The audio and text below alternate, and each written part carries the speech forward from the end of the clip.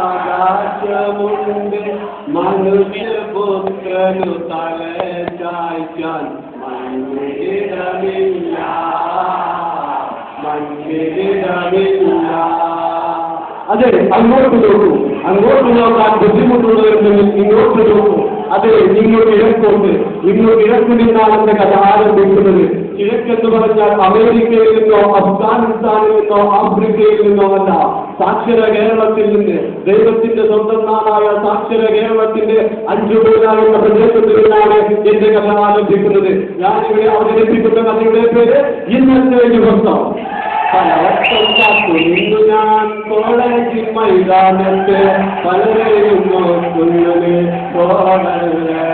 അഴകോലും പൊന്നേ കൊതിക്കുന്നു ഞാൻ നിന്നെ ചന്താമര വീഴുമ്പോഴൊരു പുഞ്ചിരി നൽകൂലെ.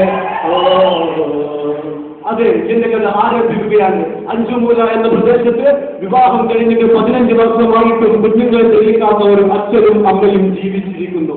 അതെ, അവരുടെ കഠിനമായ പ്രയത്നത്തിനും പ്രാർത്ഥനയ്ക്കുള്ളിൽ 15 വർഷത്തിന് ശേഷം അവർക്കത് ഒഴിഞ്ഞു നിൽക്കുന്നു.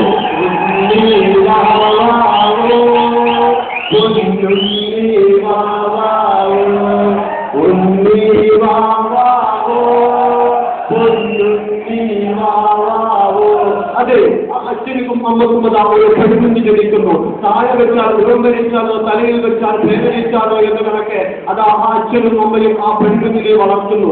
അതെ, ആ പെൺകുഞ്ഞ് 10ാം ക്ലാസ് പാസ്സാകുമ്പോൾ ആ അച്ഛനത് അവൾക്കൊരു ക്യാമറയുള്ള മൊബൈൽ ഫോൺ വാങ്ങി കൊടുക്കുന്നു.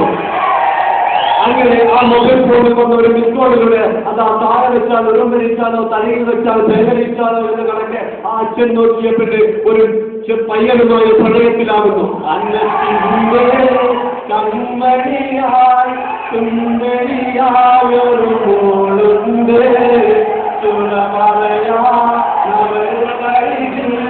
ക്യാമറയുള്ളൊരു മോളുണ്ട് ദേഹത്തിൻ നിധിയായ വാപ്പകണിയൊരു പോണാണ് പഞ്ചാര പുഞ്ചിരിയിൽ ഇന്ന് നാട്ടുകാരതിക്കുവാണ്.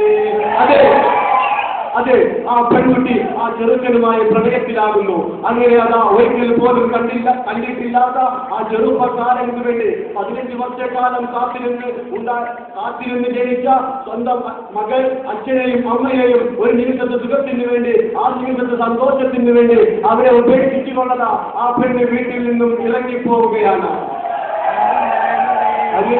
അവനെ തന്നെ അവർ രണ്ടുപേരും ഒരാഴ്ചയോളം ഒരുമിച്ച് ജീവിക്കുന്നു. അതിനുശേഷം ആ ചെറുക്കന ആ പെണ്ണിനെ മറ്റുള്ളവർക്ക് മുന്നിൽ കാഴ്ചവെക്കുകയാണ്. അങ്ങനെ കാഴ്ചവെച്ച് ആ പെണ്ണിന്റെ മാനം നഷ്ടപ്പെട്ട പെണ്ണ് വീണ്ടും ആ പെണ്ണിന്റെ വീട്ടിലേക്ക് തിരിച്ചു വരുന്നു. സ്വന്തം ഉത്തരത്തിൽ തന്റെ അമ്മ ഊഞ്ഞാല് കെട്ടി എന്നെ താരാട്ടുപാട്ടുപാടി ഉറക്കിയ ആ ഉത്തരത്തിൽ പിറ്റേ ദിവസം പുലർച്ചെയത് ആ അച്ഛനും അമ്മയും ആ മകളുടെ ശവം കാണുന്നു. ആരാരും പ്രേമിക്കല് പ്രേമിക്കുവാനും ആരാരും പ്രേമിക്കല് പ്രേമിക്കുവാനാശിക്കല് അതെ, ഇത് നമുക്കെല്ലാവർക്കും ഒരു പാഠമായിരിക്കട്ടെ. ഇത്തരത്തിലുള്ള പ്രണയം നമ്മൾ ആർക്കും ഉണ്ടാവാതിരിക്കട്ടെ. സ്വയം പറഞ്ഞ കഥാർത്ഥം നിർത്തുന്നു.